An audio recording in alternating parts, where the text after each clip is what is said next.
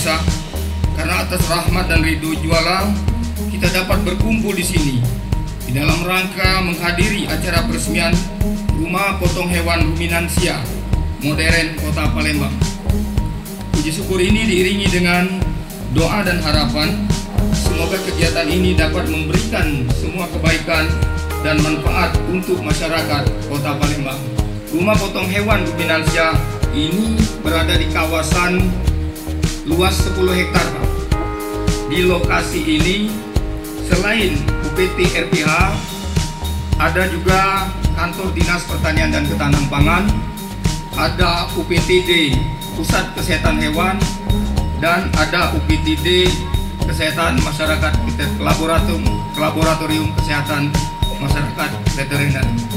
Pemotongan RPH yang akan diresmikan ini berkapasitas 200 sampai 300 ekor per hari.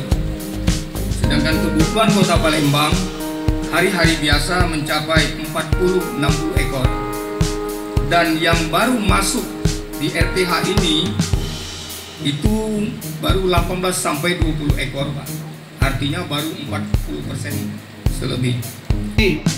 Pak Samsul Warib, Pak Gubernur, Pak Sayuti tadi nyampaikan lahan kantor pertanian ini 10 hektar, baru terpakai 5 hektar. Dia juga nyampaikan suatu daerah, ini unggas, terkait dengan unggas, kita ini belum ada rumah potong unggas. Nah, minta lagi dengan kementerian ini kan. Satu daerah itu apabila pemotongan unggasnya sudah 300.000 per minggu, itu wajib ada rumah potong unggas. Nah, Palembang ini menurut laporan, nah zaman aku jualan ayam 2001 dulu baru 30.000, Pak Gubernur, dipotong. Sekarang ini sudah 100.000. Artinya seminggu 700.000. Layaknya sudah ada rumah potong unggas gitu. Potong yang sangat higienis. Kota Palembang sudah mewujudkan itu. Pemerintah kota, saya apresiasi ini. Saya ucapkan selamat bahwa Kota Palembang sudah menjadi kota yang dapat menghasilkan daging-daging yang dipotong berasalkan dari hewan dengan cara halal. Azan dulu. Fasilitas yang seperti ini, sebagai orang yang pernah berkecimpung atau bergelut di perdagangan daging dan hewan, saya punya sedikit pengalaman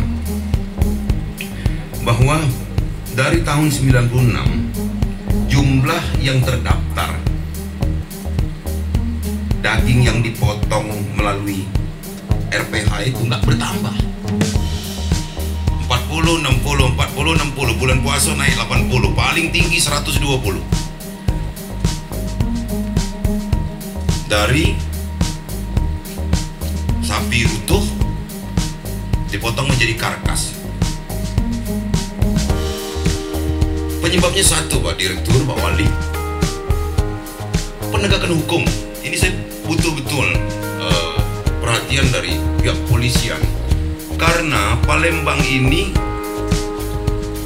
pengkonsumsi daging yang agak tinggi masyarakat, maka banyak darah tinggi.